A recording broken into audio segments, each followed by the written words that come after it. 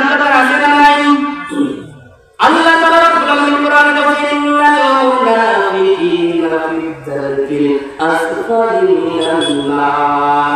ওই মুনাফিকের অবস্থান হলো সবচেয়ে নিকৃষ্টতম আগুনের মধ্যে। চিল্লায় বলেন কোথায়? এই মুনাফিকদের ব্যাপারে আল্লাহ তাআলা রাব্বুল আলামিন কি ঘোষণা করেছেন?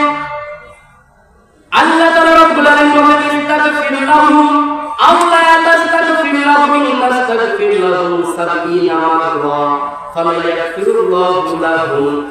এই মুনাফিকদের জন্য নবী সাল্লাল্লাহু আলাইহি ওয়াসাল্লাম বলেছেন ইস্তাগফির লাহুম, আপনি ওই মুনাফিকদের জন্য ক্ষমা প্রার্থনা করেন আর না করেন, আপনি যদি 70 বার ওই মুনাফিকদের জন্য ক্ষমা প্রার্থনা করেন ফালা ইয়াগফিরুল্লাহ।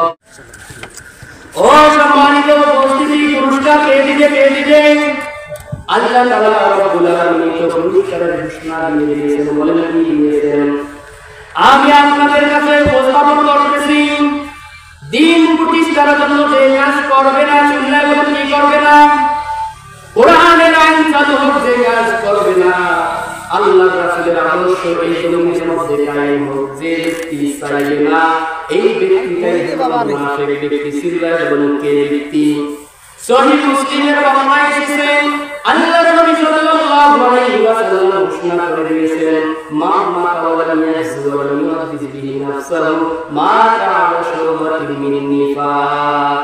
আল্লাহর নবী সাল্লাল্লাহু আলাইহি ওয়াসাল্লাম বলেন মাম্মাতা, একজন ব্যক্তি নিহত হলো, মারা গেল, মৃত্যুবরণ করলো, ওয়ালাম ইয়াসু, আল্লাহর রাস্তায় লড়াই এবং সংগ্রাম করলো না, ওয়ালাম ইউহাদ্দিস বিহি নাফসাহু, এবং অন্তর দিয়ে আল্লাহর জমিনে কোরআনের আইন চালু এটা চাইলো না, মা তাআলা শুবাতিন মিন নিফাক, তার মৃত্যুটা হলো মুনাফিকের মৃত্যু।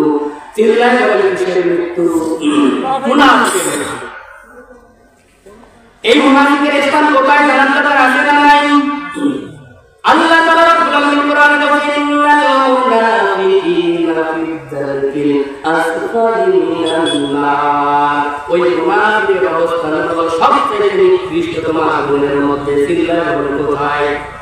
এই মুনাফিকদের ব্যাপারে আল্লাহ তাআলা রাব্বুল আলামিন কি ঘোষণা করেছেন? আল্লাহ তাআলা রাব্বুল আলামিন বলেন ইস্তাগফির লাহুম আও লা তাস্তাগফির লাহুম ইন তাস্তাগফির লাহুম 70 মাররা ফালা ইয়াগফিরুল্লাহু লাহুম। এই মুনাফিকদের জন্য নবী সাল্লাল্লাহু আলাইহি ওয়াসাল্লাম বলেছেন ইস্তাগফির লাহুম, আপনি ওই মুনাফিকদের জন্য ক্ষমা প্রার্থনা করেন আর না করেন, আপনি যদি 70 বার ওই মুনাফিকদের জন্য ক্ষমা প্রার্থনা করেন ফালা ইয়াগফিরুল্লাহ